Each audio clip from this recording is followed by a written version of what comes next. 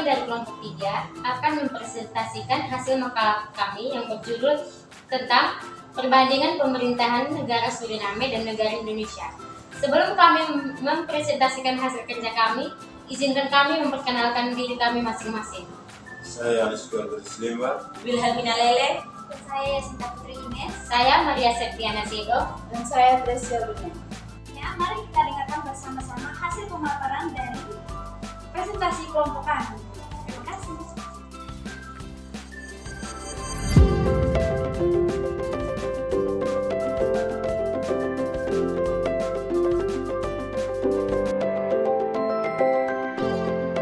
Hai teman-teman semuanya, pernahkah kalian mendengar tentang negara Suriname? Atau apakah kalian pernah ke sana sebelumnya? Nah teman-teman, negara Suriname adalah sebuah negara di Amerika Selatan bagian utara. Terkadang dianggap sebagai bagian dari Karibia dan Hindia Barat. Suriname adalah negara berkembang dengan indeks pembangunan manusia yang sedang. Ekonominya sangat bergantung pada sumber daya alamnya yang melimpah, yakni ada emas, minyak bumi, dan produk pertanian. Nah, ibu kota dan kota terbesarnya adalah Paramaribo, yang merupakan rumah bagi sekitar setengah dari populasi Suriname. Budaya dan masyarakat Suriname sangat mencerminkan warisan pemerintahan kolonial Belanda penduduk paling sedikit.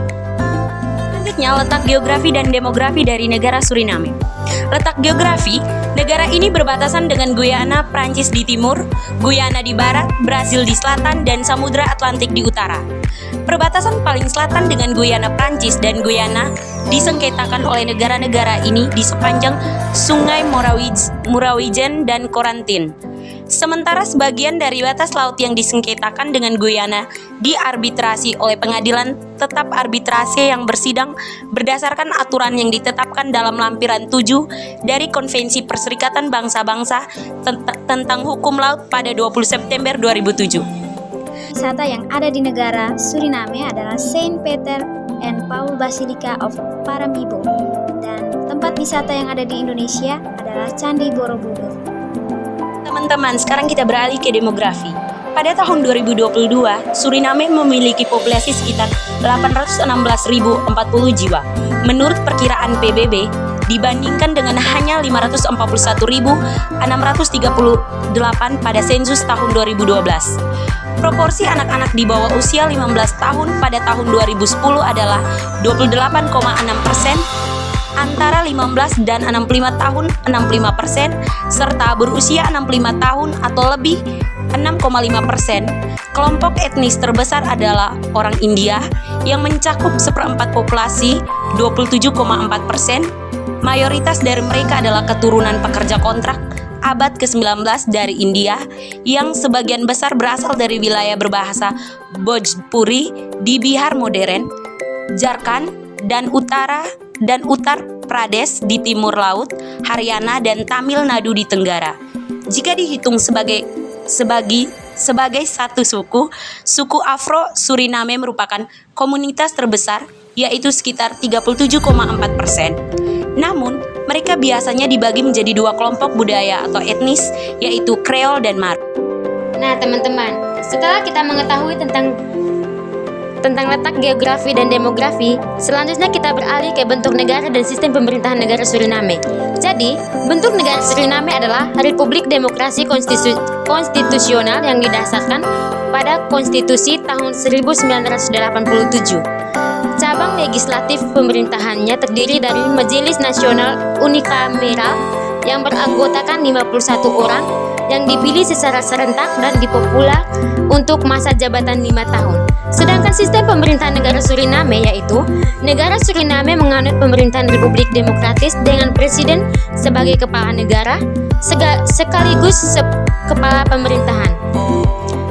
Berikut adalah beberapa ciri utama dari sistem pemerintahan Suriname. 1. Presiden. Presiden dipilih oleh Majelis Nasional atau Parlemen untuk masa jabatan 5 tahun. Presiden memiliki wewenang eksekutif tertinggi dan bertanggung jawab atas pemerintahan sehari-hari. Yang kedua, desentralisasi. Suriname juga memiliki pembagian administratif dalam beberapa distrik, dan pemerintahan daerah di tiap distrik memiliki peran penting dalam pengelolaan urusan lokal. Nah, teman-teman, selanjutnya saya akan menjelaskan tentang agama dan ekonomi di negara Suriname. Yang pertama itu agama. Menurut sensus tahun 2020, penduduk Suriname beragama Kristen, Protestan, Pentakosta, Moravia, dan beragama Katolik. Umat Hindu adalah kelompok agama terbesar kedua di Suriname, mencakup hampir 1/5 populasi pada tahun 2020. Proporsi terbesar ketiga di antara negara manapun di belahan barat setelah Guyana dan Trinidad dan Tobago.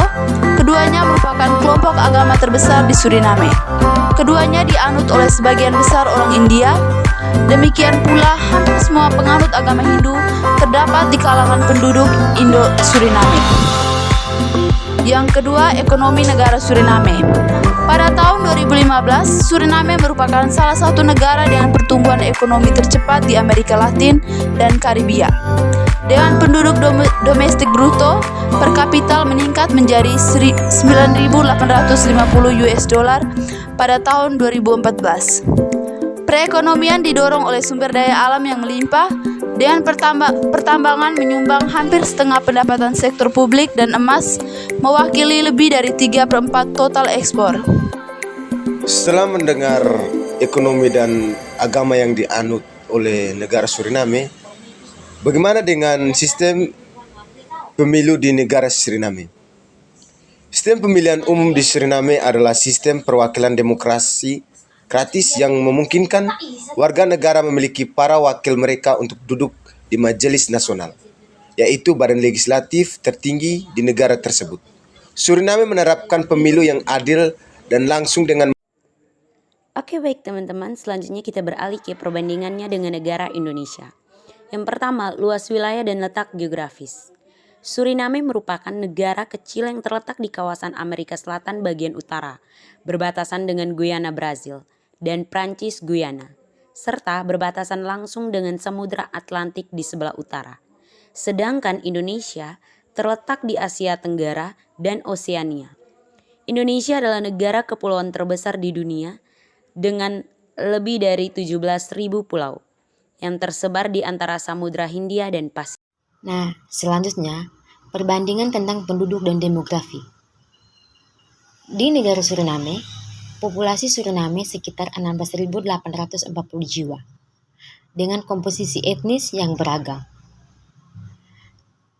Sedangkan di Indonesia, populasi Indonesia sangat besar, mencapai lebih dari 270 juta jiwa, dan terdiri dari ratusan suku dan bahasa.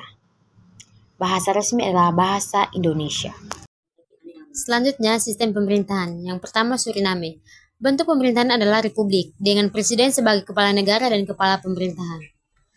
Negara Suriname menggunakan sistem semi-presidensial di mana presiden dipilih oleh parlemen, bukan oleh rakyat secara langsung, dan presiden memimpin pemerintahan bersama Perdana Menteri.